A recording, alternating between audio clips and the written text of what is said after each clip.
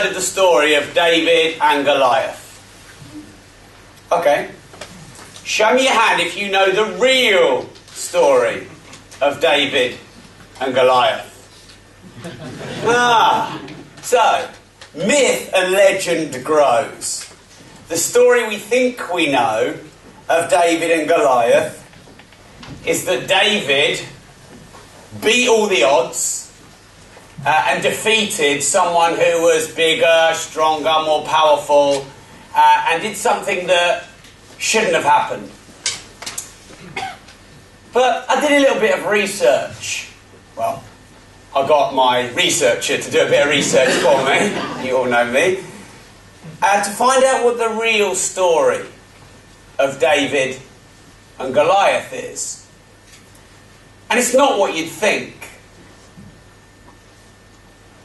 And David was supposedly a giant. Actually, according to proper research, he had the same growth gland issue, problem, illness as many of the people who are the tallest men or women in the world. And this growth hormone oversupply, if you like, the same ailment that the actual tallest man in the world had. And it's something that people have and they never stop growing, and it's very rare. And Goliath had that same ailment. So, myth, legend, a giant. The reality, he was an ill man, or someone who had oversupply of growth hormone and never stopped growing in his life. One of the side effects of that is poor vision. And the actual story of David versus Goliath was that Goliath says to David, "Come to me and fight like a man." That's the translation of today. Come to me and fight like a man. It was also back then kind of accepted that infantry, as that Goliath was, i.e. covered head to toe in armour with a huge spear, infantry fight infantry. And I think the thing that everyone would accept, I think, that David would have been defeated by Goliath if he picked up a spear and he wore however many 100 pounds of armour and went toe to toe with Goliath. But here's the real story, what actually happened. David was a master slingshot. And those of you who've ever been in Army, Navy, whatever, you'll be able to tell me, is that artillery? Is that what they call it? Yeah. You know, when you, like with rifles, it's artillery. So you've got infantry, small arms. So you've got infantry, which is foot soldier, as far as I'm aware, which is Goliath. An 8-foot man with a severe illness and poor sight, wearing probably 150 pounds of armour and a huge spear that everyone was scared of at the time. David was a master slingshot. So Goliath says, "Come to me," in the, the folklore. Why does he say that? Because he can't fucking see. That's why he says that. So he wants this little bastard to get nice and close so he can stab him with a spear. Because Goliath can't run. And he can't see. There's only one way to beat Goliath, but actually it's a very easy way. You just dance around him, you get a slingshot. So, the actual story, the real truth of the story, is that David stood back, hit his head with a boulder from his sling, the only part of his body with no armour, dazed him, knocked him semi-unconscious, went up, cut off his head. And there are way many life stories of David versus Goliath than you think. And everyone sees the David versus Goliath as the very little chance of the underdog winning. But the reality is, the underdog can nearly always win if they understand that they're not the underdog. And they find a way of using their disadvantage to their advantage. So let's park that for a minute and just have a think about that. So, do you know that at least 1/3 of all successful multimillionaires, entrepreneurs and CEOs, at least 1/3 are dyslexic? Or maybe I should have said 10 out of 2. And so at school it's pretty much seen by larger society that being dyslexic is quite a major challenge. But actually gives you a pretty strategic advantage if you want to be an entrepreneur or a millionaire. In fact, my good friend Neville Wright, who his office is there, sold kiddie care, worth 100... In fact, I interviewed him, didn't I, one of the EPCAs. Who was there for that? Okay. Right. He's completely dyslexic. And you know what? Part of me thought, I don't really believe that. But then he sent me his book to edit and review. I believe him, he's dyslexic. I'm on page 6. I've been working on it for 3 years. He doesn't mind me saying that's why he sent me the book. And in the first few chapters of his book, he says the things he had to do at school because he was dyslexic. How do you think someone like Neville at school would be able to fit in and, gain a little bit of advantage? Troublemaker. Yeah, maybe cause a bit of trouble. So causing a bit of trouble probably, if you look at it from an advantage point of view, probably gives you a little bit of cockiness, assuredness, gift of the gab. You're probably able to receive rejection quite well if you're a troublemaker. Perhaps. If I'm looking at the reality of the David versus Goliath theory.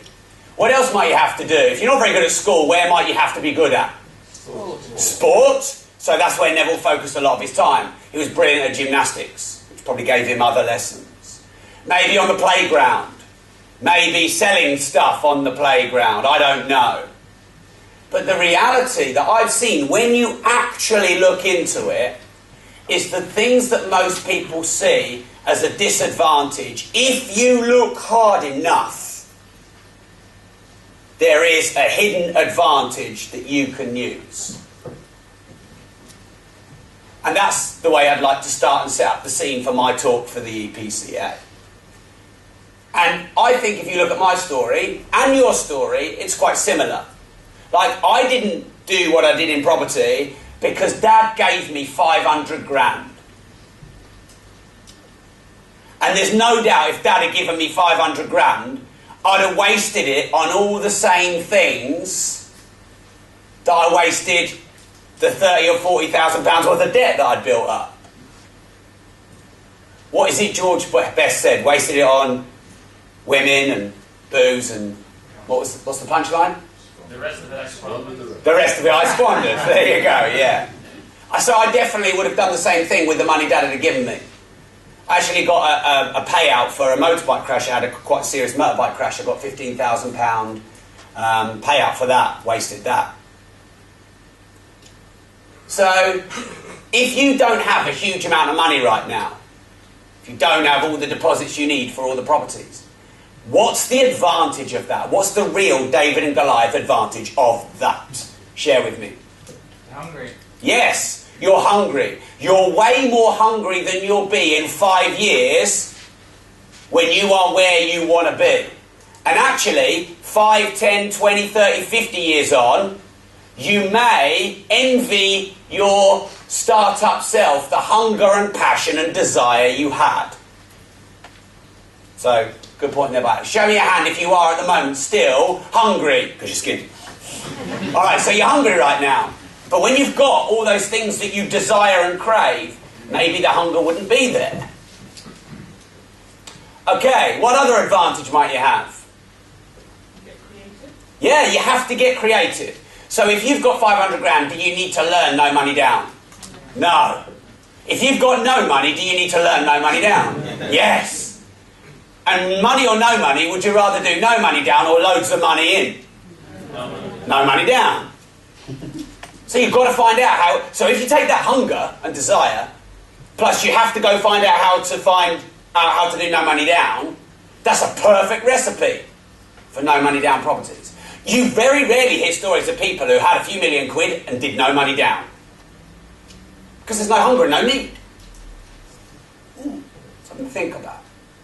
Now, right now in your journey, you're at where you're at. But I'm pretty sure every one of us in this room at some point has wished we had a bit more money.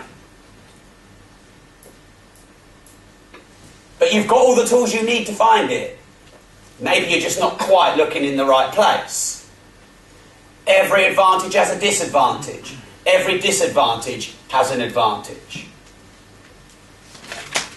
Okay, what else might you have now that you're missing, even if you haven't got the money in the portfolio that you need?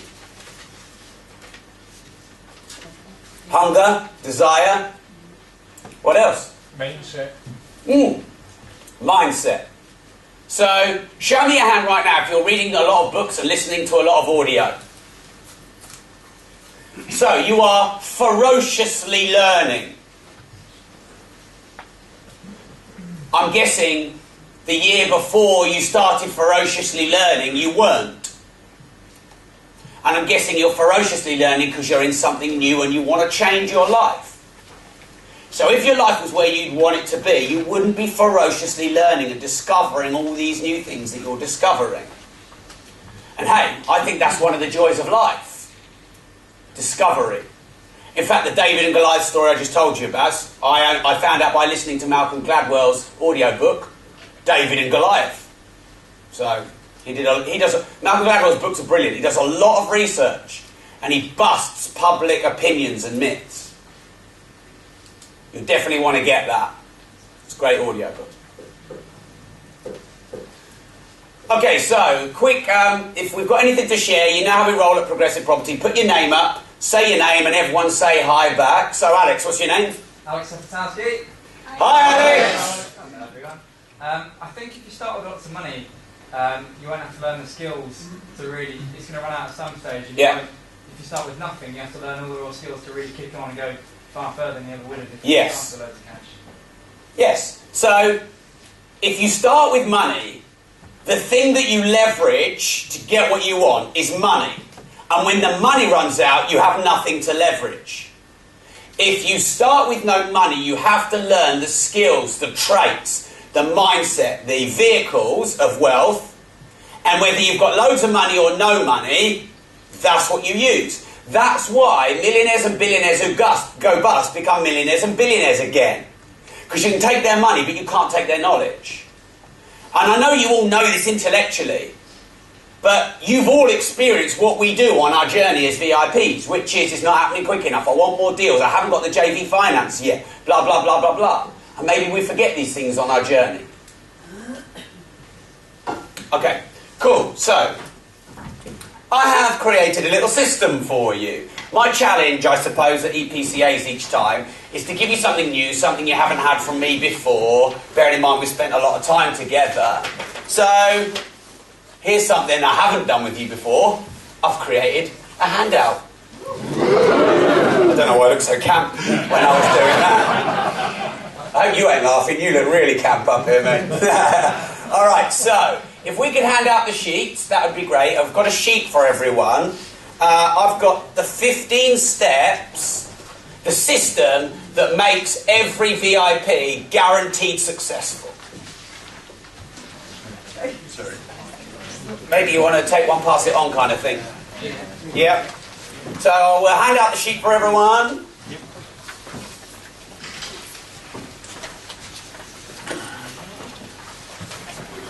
Right. Show me your hand if you haven't yet got a sheet. Okay.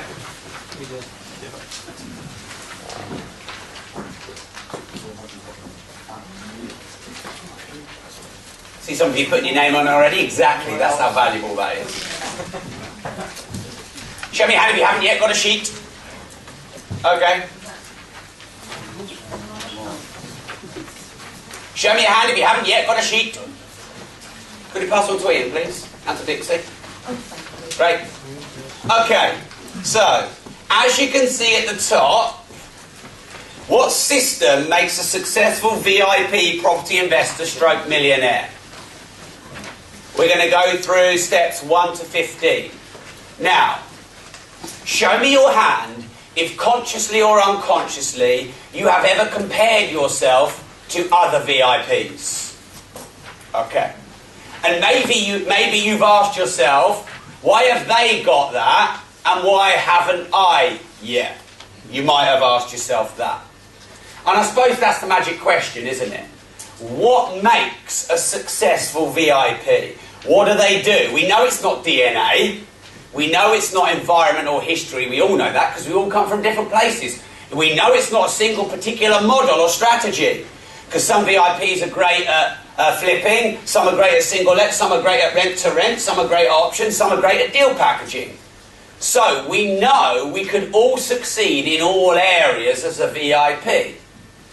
So what I've attempted to do here is distill I've been running VIP now for nearly 5 years and we've had pushing 600 members. So not just property, not just courses, not just people out there in masses, but VIPs.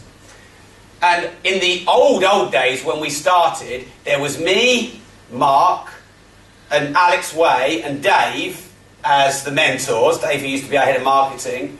And even as we've grown and Rob and Mark have gone to a different level, I have still, every week there's a VIP on, mentored one-to-one. So I'm still the footshop soldier, I'm still on the ground, I'm still hearing everyone's challenges on a daily or weekly basis. Because I'm working with people like Graham and Jerry and Patty who have regular communication with me.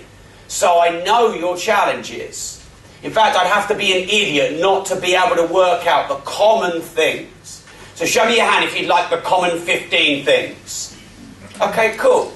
Now, whether you like these or don't, these are. So the good news is just follow this system and you will get success as a VIP, whatever success means to you. Some of them are a bit of a challenge for you, then you've got to work on that. So the first one is 20 to 40 viewings a month, every month, no excuses. 20 to 40 and excuses are the 2 words you fill in. Now, just in case you were wondering there. Hey, we'll keep it simple. Now, I will give you a caveat, and I'd say first 3 to 6 months. Because once you've done 3 to 6 months, you can drop out some of the fluff, if you like.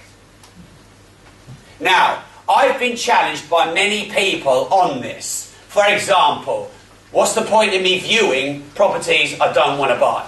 That's number 1. Or I don't have time to do that many. Or when they come back, I didn't because.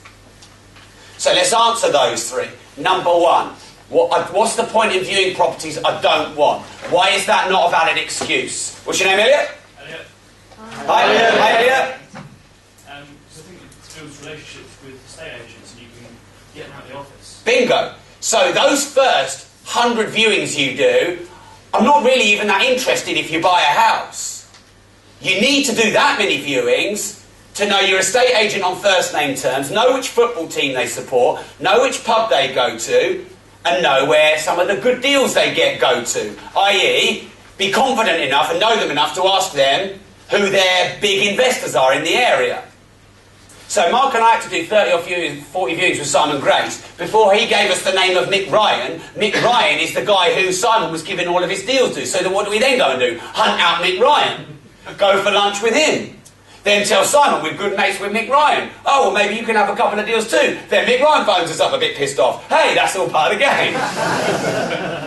We're not going to walk in the estate agent first thing and go, give me a list of best investors. So, answering part 1. Those 100 viewings, you've got to get under your belt to get that rapport and relationship with the agents to earn the right for them to give you the deals. And that's the main thing I'm looking for. So if you're on VIP and you're 6 or 9 months in and you haven't done 100 viewings, that probably needs to be your action steps. So, Jerry, what's your name? Yeah, I'll take questions, by the way. Jerry, what's your name? Jerry. Hi, Jerry. Rob, that's just started to work for us now. Exactly what you just said. Up to 100 viewings. I had 3 phone calls from estate agents yesterday. One of them has given us a viewing for Monday, which hasn't even come on the market yet. Yeah. Because we've built that relationship Right. up with 2 or 3 estate agents in the area. And you all joined VIP because you had faith in us. So have faith in us. Have faith in the process. Because it works. Okay, I think I saw a couple of other... What's your name? Annie. Hi, Annie! Just one of the estate agents we're using is a very big one. They have a lot of properties, but Nice and loud. they always send people who don't know anything, you know, just people who show you around and nothing else. So how would you get past that? Yeah, so that's again another one of the standard things that happen. So if you get sent someone who's just one of the viewings people, it's almost like a tick. You know, okay, this is the stage. And what that means is they don't yet see you as a really credible investor who could get lots of properties from them, otherwise they'd see you themselves. So you simply call up the agent the next day, say, thanks for sending John. How come you didn't come yourself? And they go, just pause. They'll fluff you a bit, so you've already got them on the, gently, nicely on the back foot. I do understand, I'm sure you're really busy, and I'm sure you have time wasters all the time. I actually wanted to put an offer in, but the guy you sent didn't really know what he's doing. Didn't really know what it was worth. Because I've had people sent round in the early days, and they'll say to me, what's it on for? I'm like, you're the estate agent. I don't say that, I think that. One particular guy, when I was trying to buy a house for me, came over, he was one of the Saturday viewings people, and said to me, what's it on for? And I said, like, whatever, 400, 500. He went, bloody hell, that's a lot. I thought, oh, that's good, you're doing my work for me. He's the fucking estate agent. So, imagine that, because that's what they'd be like. And you go back and say, hey, I was probably quite ready to make an offer. He didn't really seem to know much about it, blah, blah, blah. Could you come out next time? Cool. Did we have any out here? Yes, what's your name, sir? Martin. Hi, Martin. I can back that up entirely because I'm now in partnership with Richard, who's already an established investor in my area, and I've been going out viewing with him once a week, 6 to 7 of a day. Yeah. And we're getting the guys who know what they're talking about. Yeah. They don't know how to do an HMO, but they do know what they're talking about. Sure. In terms of the property value. So okay. That definitely works once you are accepted as a local proper investor. Great. Cool. So we all know that works. Show me how if number 1, 22 viewings a month, every month for the first 3 to 6 months. Then you can start winding it down and be more fussy when you've got some deals. Show me how if you know that works, you get it, you're committed to it. Okay, so I need you, and by the way, I value and respect you, so I'm not being patronising, I'm just fighting your corner here. Don't put me, us and the mentors in a position where we have to spend 10 minutes on your one-to-one trying to find out why you didn't do the viewings. It's not really fair on you and your time and what you invested in, and obviously we could be doing much better stuff. Now, our job is to find a valid reason why. But, you didn't invest your money to do the same thing. You invested your money to make a change, to get something else. So, number 1, tick, done. Number 2, what's the... could I have a handout as well so I can see what the gap is? So, minimum 20% viewing to offer ratio. Even if you don't have the money. Yes.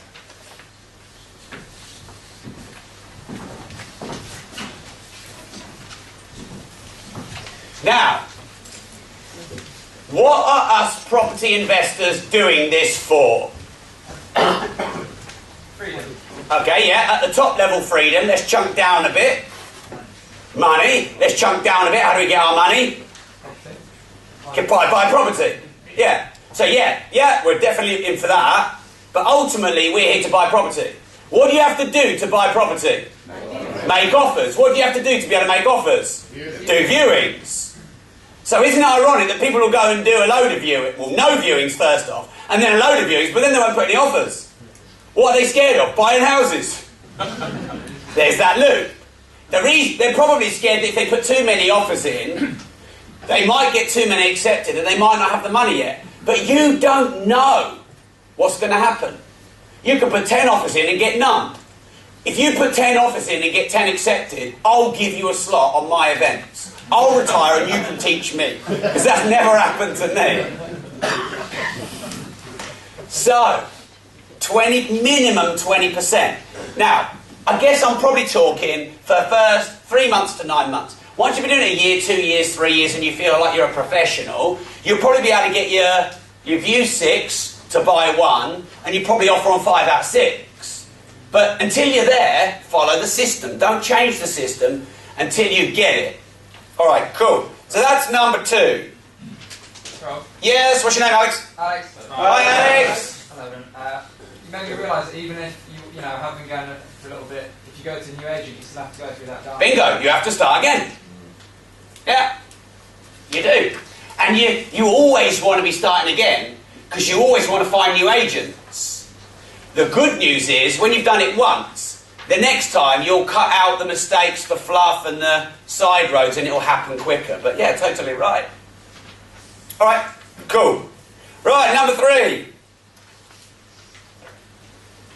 Keep a pipeline, a record of every viewing stroke offer, and diarise a reminder every 8 weeks to revisit until it is sold, or the agent tells you to fuck off.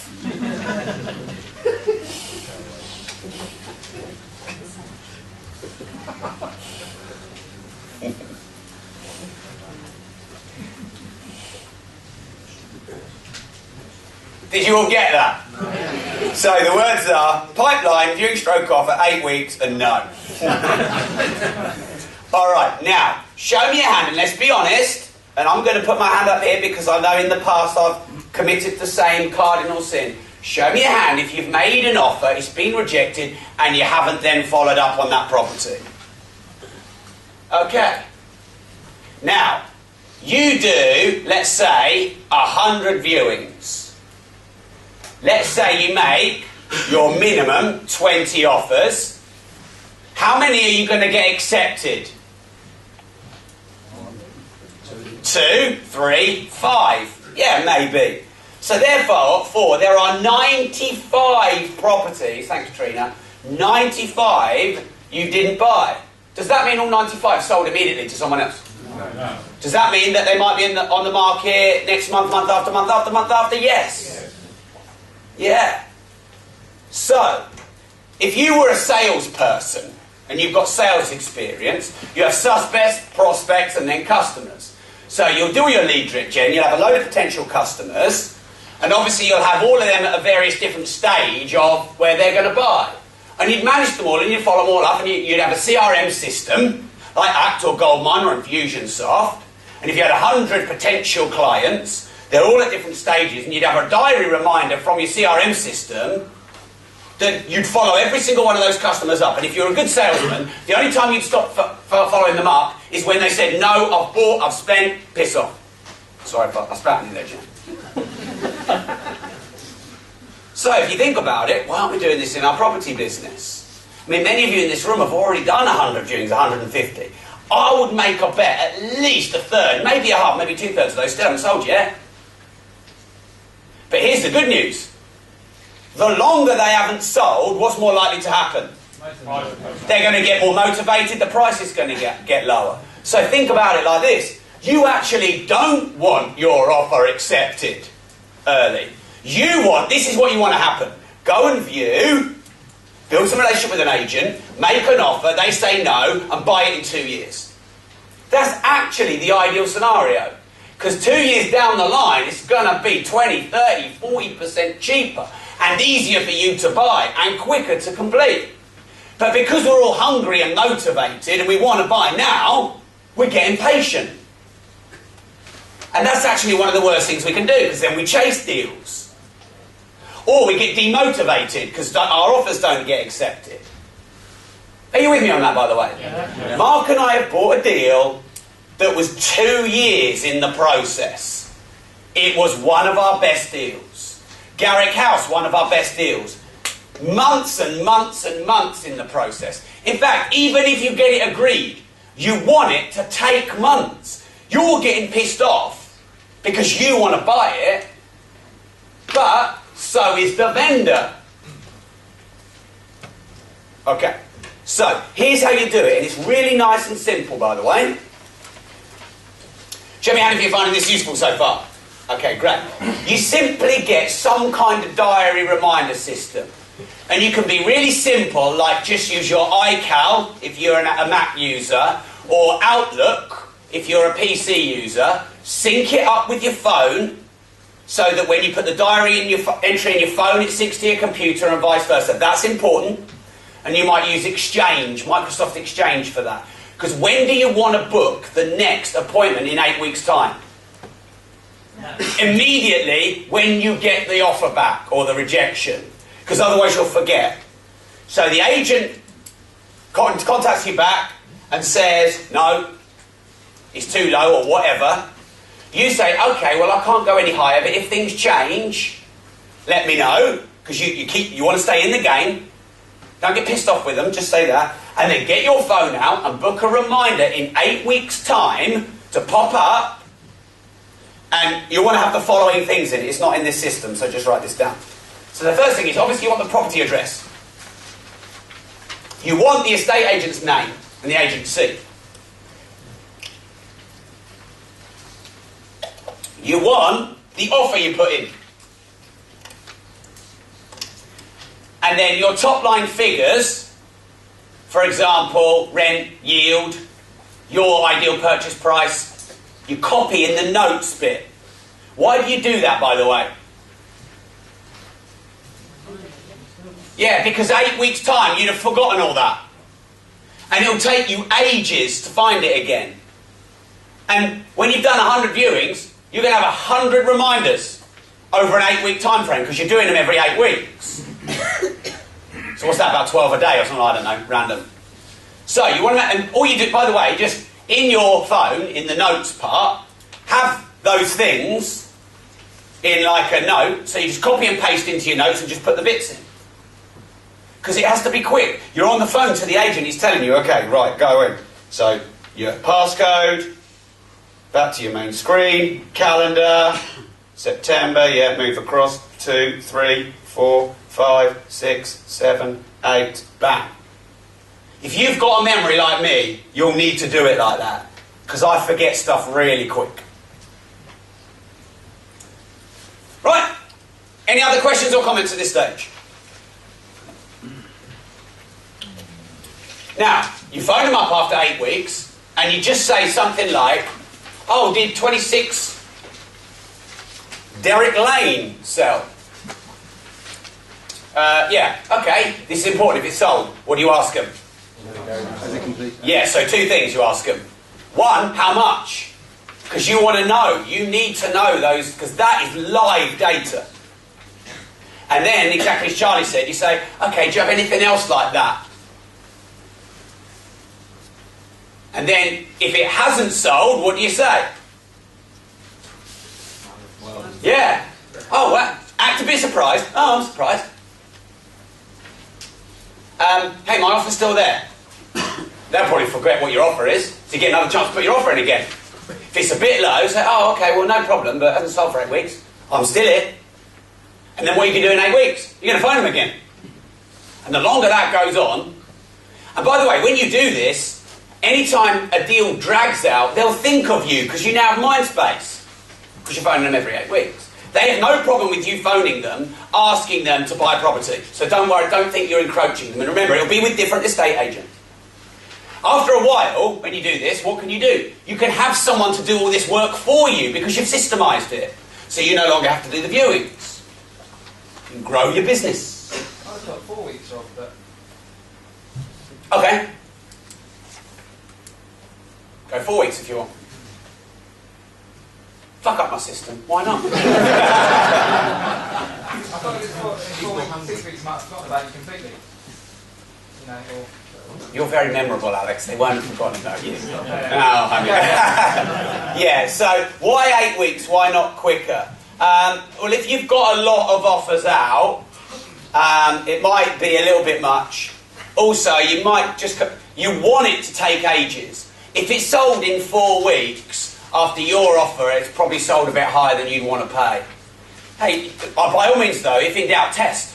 So maybe test the 4 weeks with one agent, 8 weeks with another. Because in theory, you could argue, well, I don't want to do as many viewings, especially as you get more advanced. So you might do every 12 weeks. Because you know if it's still there every 12 weeks, there's motivation there. So I guess 8 weeks is kind of like an average figure. Did I have Graham? Yeah, what's your name, Graham? Graham. Hi, Graham. So when the property's sold, if you ask the estate agent what it's sold for, they don't always give you the answer. They say data protection or stuff like that. Is there a question? Yeah, so one you know well won't say that. Okay. Yeah. Can only apply if you can identify the person. Exactly, no rough. Okay. Yeah, don't say it like that though. Yeah. You're like that on the phone. Bollocks! Alright, fine. Yeah. Okay, but then if you don't get the answer you want, have a bit of banter. Oh, I'm sure they say that. I'm sure that's what you're supposed to say. Really? I want to do my comps. I want to buy a lot of property. I need to know what I need to pay. You know, don't be afraid to chase them a bit on it, yeah. Obviously always with a smile on your face, because you don't ever want to be like... Because estate agents get a lot of shit off people. They do. And you know, like, it's difficult for an estate agent to be an estate agent. Imagine how many people walk in after those TV shows demanding the best deals that they can flip and make a load of profit. Imagine how many times people are quite abrupt or nasty to them because of their stereotype. So every time you give them feedback, do it with a nice, warm, slightly cheeky grin. Because it still builds rapport even when you're challenging them. Cool, alright then. What are we on now? Number 4? What number? 4. So, a minimum of 3 JV networking events, property and business, a month. Sorry, I missed the line out there at the end. So, a minimum of 3 JV networking events, at least 1 non-property. What are the benefits of non-property events? Naive investors. Look at Alan, yeah. Suspects. I love your style. And the benefit is you own mind space in property because you're probably the only property person. And hey, there might be 1 or 2 more of you, but you're not everyone property. That's not to say that property ones aren't good, because property are good because you find all the type of people like you who get what you do. Yes, what's your name? Steve. Hi, Steve. If they're non-property as well, then what give you a percentage rather than what they can. Okay. So you'll have your own experiences of that, yeah? But when you're at property events, you know, everyone knows at least 1.5% a month, or, you know, they have quite high expectations.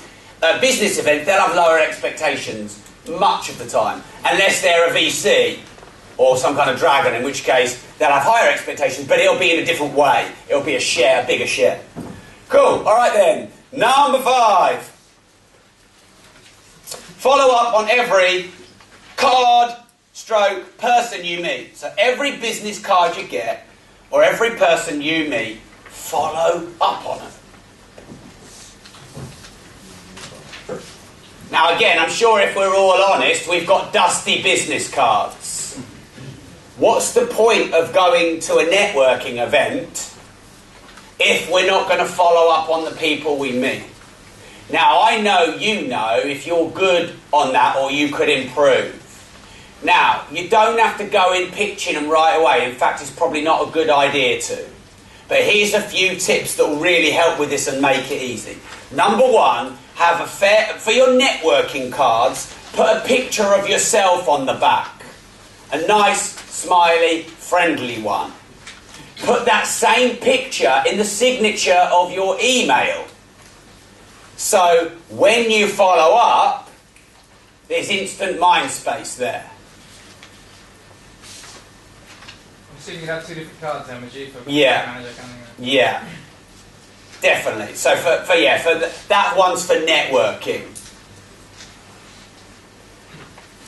Next thing, then, is there's got to be something about you that's memorable when they meet you for them to remember you.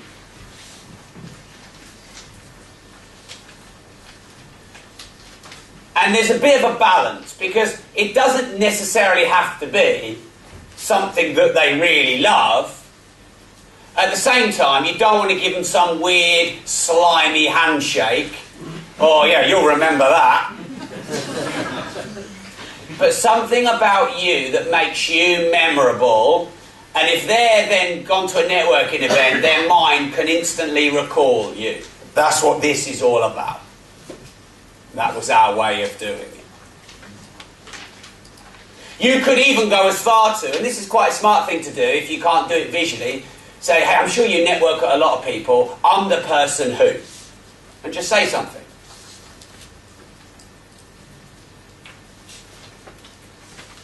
Cool. Number 6. If you're having challenges, email, stroke, text, stroke, call your mentor, stroke, post on... Actually, that's the next one. Sorry. Email, stroke, text, stroke, call your mentor. I cannot tell you how many times I have had one-to-ones with people who had challenges early month or mid-month and tell me at the next one-to-one.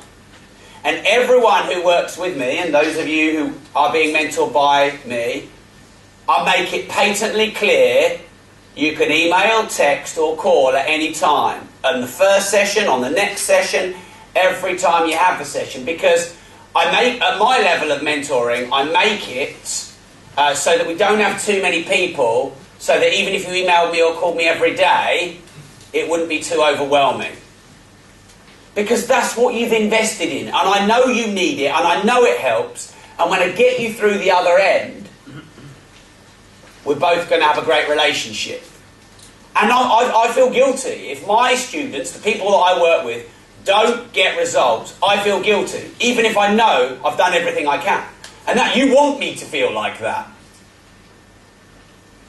But I have to say this, at least half of the people that I'm personally mentoring that have paid, you know, a good investment, don't contact me enough.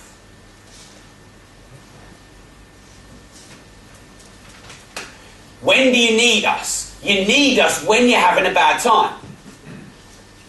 So some people will turn up and say, well, they did well, they did this, they did that, and they did that, and that's really good, and we love that. But you don't need us then. You need us when it's a challenge. That's when we really earn our money. But a lot of people say to me, oh, well, Rob, I didn't want to bother you, or they make some kind of gentle excuse. If someone sent me an email and the subject line was shit bollocks, and it's like, Rob, I'm having a flip out, what do I do? You've got me. And hey, those of you that work with me, you know I'm pretty quick on my responses. Got some nods there. I'm addicted to email. That's what you want your mentor to be. And if you're sitting there thinking, okay, it's great that Rob's like that, but maybe you've had a mentor who hasn't been like that, then chase it up. They may have been busy, they may have gone to spam, you don't know. So, you know, don't be worried about, come on, I'm here, make yourself known. Those people succeed. This is what makes Progressive different, better. We are personal. We're not like those companies that you joined before that you've got no follow-up. But we don't know what we don't know. And we don't know if you're struggling silently. And if you know, from me, you'll always get a response. And if you don't always get a response, then send it again. Or send it to someone different. Or copy someone in. Copy Adam in. Stick it on the Facebook group. Because I want those. Because I know I can turn you round. And when I turn you round and it becomes easy, job done. And then also, the emails you send me later will be nicer ones. Hey, Rob just did this deal, just bagged this money, blah, blah, blah. You know, Mike will tell you how to call with him after Cayman. Vanessa will tell you how to call with Mark after Cayman. You know, Jerry and Graham, we're probably, at least every 2 or 3 days, would you say, we're communicating? Yeah. And if you've got challenges, you're asking me, and when something's gone well, you're telling me. That's what it's about. So if you're sitting here and you're thinking, yeah, I could be a little bit more positively demanding of my mentor, that's great feedback. Show me how to be committed to that, by the way. All right, great. So number 7 is post regularly in the progressive groups. I could probably, if I had enough time and enough money to do it, do an extensive survey, put on a leaderboard the people who've raised the most JV finance or bought the most properties, and there'd be direct correlations of the way they behave. So, for example, the people who make their presence seen, known or felt the most on the progressive groups, the VIP one and also the wider progressive community one, where we let non-VIPs in, the people who are more visible there and answering people's questions and helping, they raise more JV finance. They do. And I'm looking around and I know some of you post regularly and many of you don't. So it's quite an easy thing to do. I don't want to sort of point anyone out, because this is all to help you. If you're not really a Facebook user, surely this is the best reason to use it. You don't have to use it for non-business things. All right, fine. Number 8. Show me a hand if you're finding this useful so far. Show me a hand if you're okay and have permission to give you a bit of tough love. Okay, great. All right, so number 8. Revisit MSOPIs and attend PPNs. Now, when I used to run and host VIP, i.e. the role that Adam does, when I used to do it, a lot of people used to come who are VIPs to MSOPIs. And I think it's because, obviously, you see me at the MSOPI all the time. You see me doing all the interviews with the people on the stage who've done really well, and many of you are smart enough to go, A, I want to be that, and B, if I do that, I'll raise JV finance, and I'll get good branding. But then, when I stopped doing that part and Adam took it over, I think just that connection in people's minds got lost, just because it wasn't there. You absolutely must come back to MSOPIs. For you, not for us. We obviously get benefit, because if I could say, for example, have Alex or Mike or Graham and Jerry or Rob or Dixie or Derek or any one of you on the stage, and I'm interviewing you, obviously that's good social proof for us. But it's even better social proof for you. Because, you know, our MSOPIs are a great business model, and they're just as good, you know, with or without you, from a revenue perspective. But they're not just as good with or without you, from a community perspective. And they're much better with you from that point of view. But from your selfish interest point of view, if you're there, you meet... We bring in, like, the launch we just did for Progressive, for the Buy to Let Boom webinar. Some of you might not have seen it, because it's the new stream of investors, and we don't want to keep sending you the same stuff you did years ago. But we've probably spent £20,000 to £25,000 in lead generation and marketing and JVs and data swaps and what we call CPA and CPM and all this. And there are 275, I think, new people who bought the Buy to Let Boom CDs. There'll probably be 50% of those, so nearly 150 new people coming to the MSOPIs. So for you, new people to JV with, to sell your deals to. And because you're a VIP member, because you've invested so much money with us, that's all part of the service. If it was someone who was completely new, never invested a penny, nicked all the books and that, I wouldn't be so keen in letting them in and letting them JV with the customers we spent a lot of money to acquire. But that's part of what you get at Progressive and in VIP. Does that make sense, by the way? Yeah. So, those MSOPIs, yes, admittedly, 80% of the content you've seen before. But, Derek, why you come back to all of them, don't you? Usually, yes. Usually. And you live a long way away, don't you? Yes. So why do you come back to all of them? Nice and loud. For GV partners, a bit of knowledge, networking, and I've even got a new idea as to what I'm going to do with the ones. Sure. Show me a hand if you have raised JV finance or sold a deal to or met a partner through Progressive. Look at that. That's like, what, a third to a quarter of the room? So you know when I say it and people think, oh, well, that sounds nice, but I wouldn't. It's real. But at the same time, it should be 2/3. Should be a few more. So those MSOPI dates that Adam goes through on the agenda at VIP night every time, it's not just logistics. It's for you, and it's free for you, because that's what you get with VIP. So show me your hand if you're going to be more committed to doing that. Okay, great. What's your name, Chrissy? Chrissy. Hi, Chrissy. Hi, everyone. I'm just raised my first JV finance. It came as a surprise. Boom! It came as a surprise. This is so like Alcoholics Anonymous, isn't it? It was somebody that went to Masoki, who was added to the community, who'd seen me posting and messaged me because she knew I was relatively new. We've maintained contact. I didn't know she had any money, and she'd just come and said she'd got $250,000. So I met her on Tuesday. I've never met her, but it was through Progressive Community page, Facebook. And so it works. Sure, and I think a lot of, well, you might not know this, but a lot of people look at us and they're a bit scared, oppressed, or Robert Mark wouldn't want a JV with me. So often, they hunt out people in the community. So don't make any kind of misassumptions that you wouldn't be able to. Also, there'll be people that relate to you. I.e., if they're in your area, they'll be straight all over you, not all over us. If they're a bit more like you in that you have a similar job or career or a story, they'll be more interested in you than us. Cool, so thanks for that. And I'm going to make more of a commitment now to grow these progressive communities. So you all know I'm on there quite regularly because you know I'm addicted to my phone, and so you now have to go and check. And on the webinar I did last Wednesday, I think it was, I forget the day, at the very, very end, I opened the door for that last sort of 10 or 15 minutes for all those new people to come in.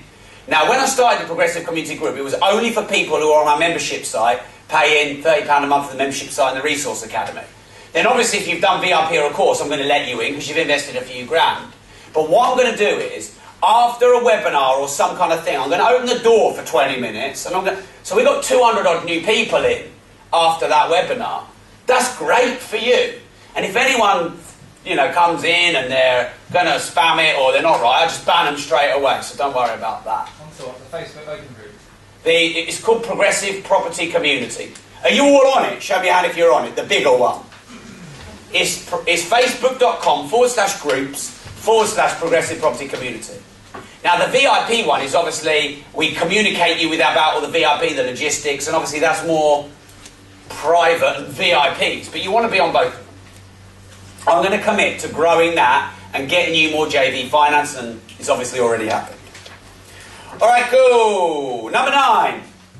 Show up to at least 9 VIP sessions in the year. At least 9. So Derek's saying or, and I agree with him, but there's a reason why I've written 9, and I'll tell you that in a minute. And diarise all VIP events immediately. EPCAs, for example. Train the trainers. Diarise them a year in advance. Show me your hand if you're a Train the Trainer. Okay, great. Show me your hand if you enjoy Train the Trainer. Great. Show me your hand if you now hate me thanks to Train the Trainer. Right? So we did some crazy stuff there. Alright. Cool. So train the trainers, EPCAs, MSOPIs. Diarise them. Alright. Cool, cool. Number 10. Do what your mentor tells you, even if it hurts. Have faith in the process.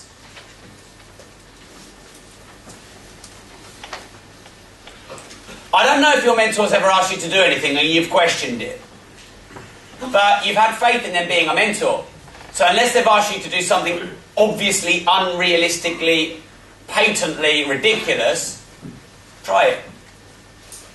Because your mentor's done it. And by the way, if you're not sure about it and your mentor's done it, that's where the growth is. Because You haven't done it, so you've got a different result. So therefore you do something different.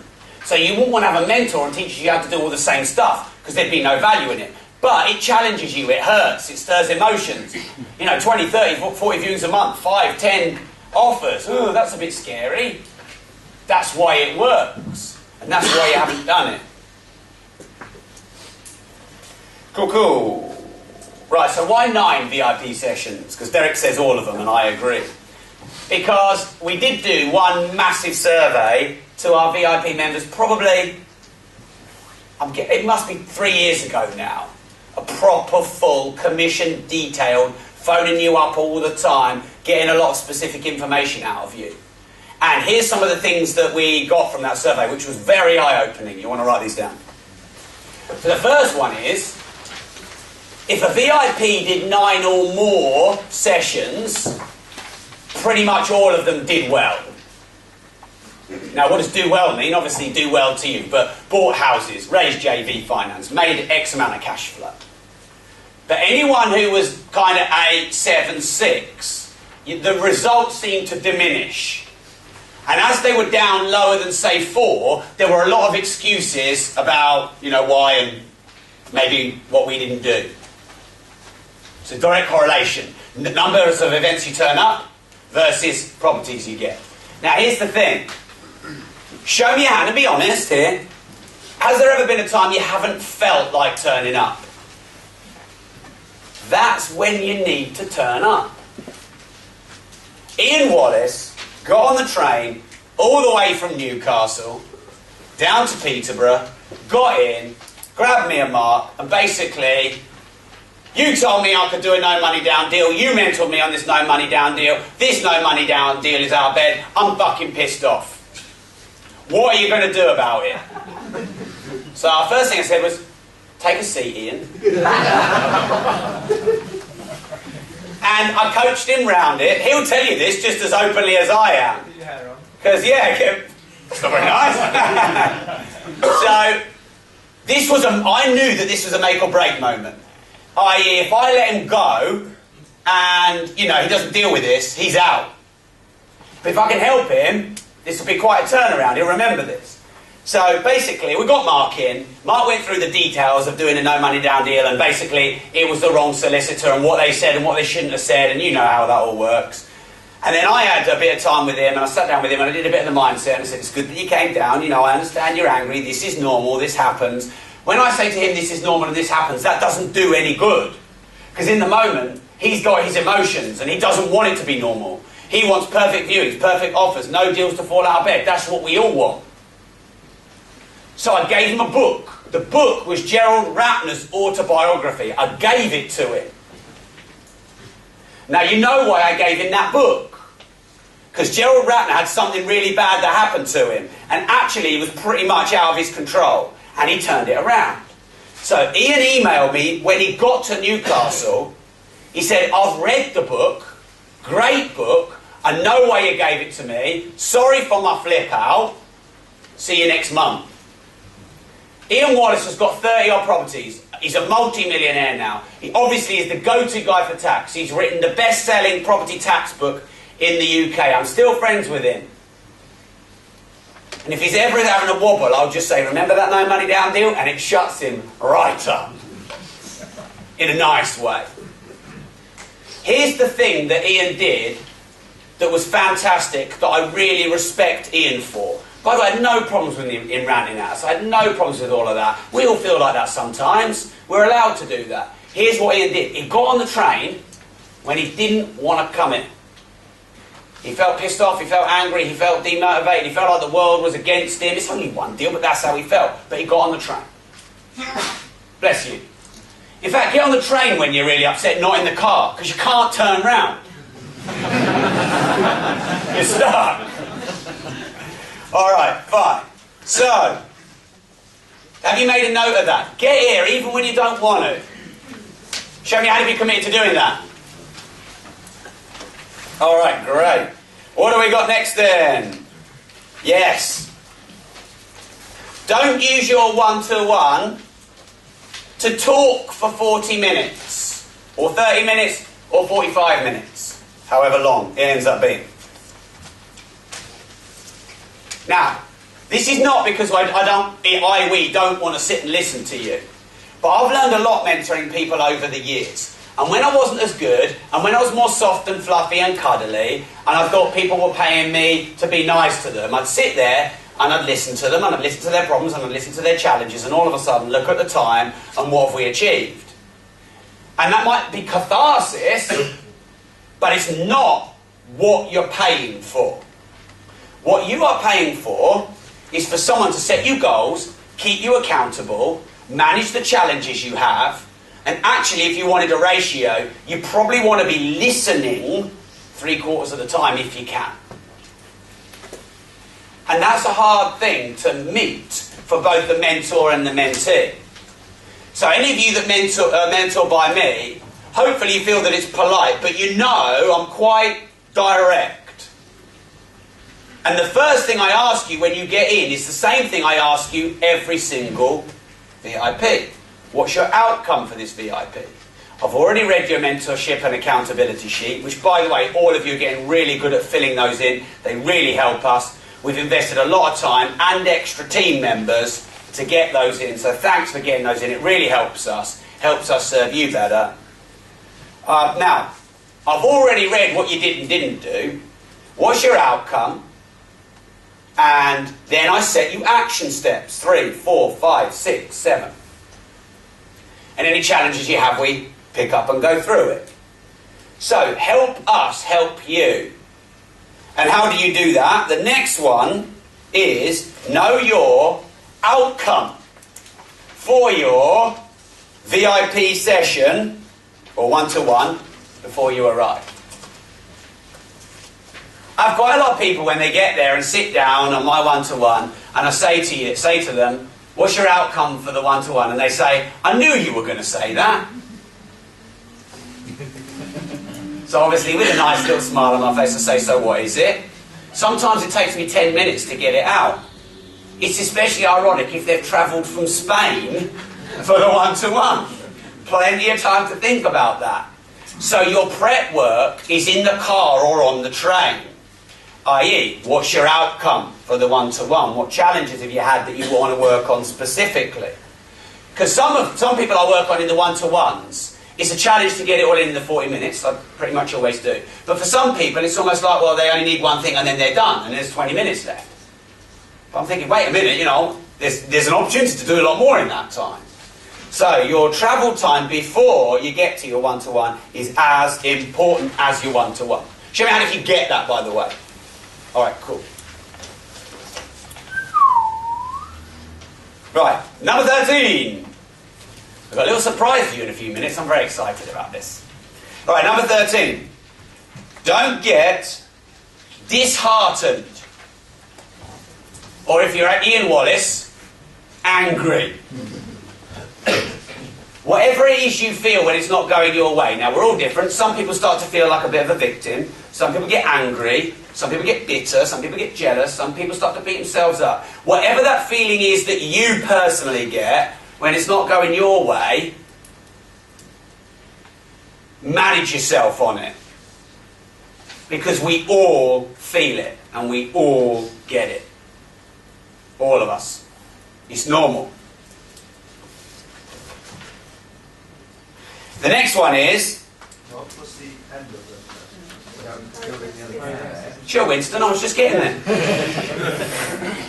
Alright, so don't get disheartened if the progress isn't linear. Now, when did we do this? On one of my talks at EPCA 1 to 2 years ago, I did the linearity curve. I did the sowing and reaping with the roots and the tree. Anyone remember those that I've done? Okay. So, if you want 10 properties in a year, and you're not at 5 in 6 months, you start to beat yourself up. But it doesn't work like that. It takes at least 3 months to get your first one, and it takes you 3 or 4 or 5 months to get your first one. You start beating yourself up that you're behind. You're not behind. Because it's not linear. you'll be doing 5 in your last 2 months. Because it's not linear, because it compounds. Like any business that you run that's successful might have taken you 3 months to get your very first client. Now you might be getting 20 clients a month on automated sort of lead generation. It's not fair either way. It's unfair with the amount of work you have to put in to get out at the start. It's unfair that you're doing no work and all you get at the end. So, if you sit here and you compare yourself to other VIPs and you're thinking, I've only got 2 and I wanted 5, just check your targets. If it's 10 in a year, then 5 in 6 months is probably not where you're going to be. If you're at 1 to 2 in 6 months, you're doing good. Because you've learned a lot. Cool. Sorry? Yeah, it's compounding is the last one.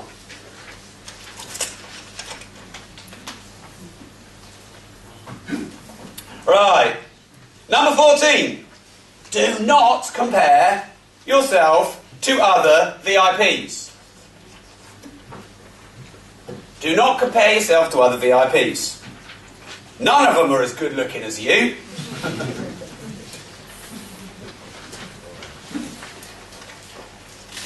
It's actually quite demotivating sometimes if you over-pedestalise people on VIP, or you start beating yourself up about why you haven't gotten what they've gotten, but they've got a different story, they've got a different strategy. Many of them who are doing well have been in longer than you. So, if you're not going to compare yourself to VIPs, what should you do? Be inspired by the other VIPs. Turn that comparison, that self, whatever it might be, negation or envy, I'm sure it's not, or questioning yourself, turn that into just pure inspiration.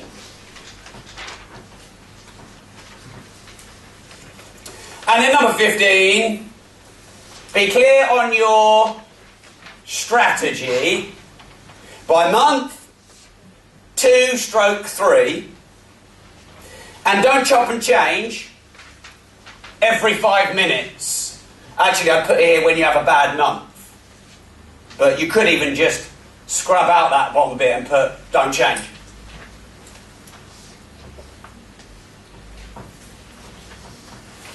What would happen if you spent 2 years training to be a dentist, you did one person's tooth, you don't like bad breath, and now you're going to be a doctor? What would happen? You go back to the bottom, you do 7 years being a doctor, you don't like what the insides of people look like, you'll go and be a pilot. You get up in the air, you're shit scared of heights, you'll go and be something else. And I can't tell you the amount of people in life I see that just before they're at the point where the compounding kicks in, they give up and change completely. There are plenty of dentists and plenty of doctors and plenty of lawyers who make a load of money. There's plenty of everyone who makes a load of money at anything because they did it for a long time. But why do people keep changing strategy? Because they look at Alex and go, oh wow, you're doing really well at rent-to-rent. Or they look at Derek and go, oh wow, you're doing really well at deal packaging. Or they look at Rob and go, oh wow, that commercial deal you've done is amazing. And they compare themselves to them, and then they question themselves, and they beat themselves down. And then they start again. When you start again, it's like snakes and ladders. You go back to zero. You don't carry all the goodwill from the last strategy into the new one, unless they're linked. Does that make sense, by the way? Okay, cool. So here's what we're going to do. I'm very excited for the next slot. Very excited indeed. So, you are going to, at the bottom, spend, 90 seconds, 2 minutes with a bit of music, writing down 3 immediate actions, goals, steps, targets that you'll do off the back of this session. Show me hand if you enjoyed this session, by the way. You'll love the next one even more. Got a special guest for you. So, have a bit of background music, please, Anne. Thank you. About 2 minutes, at least 3 actions, goals,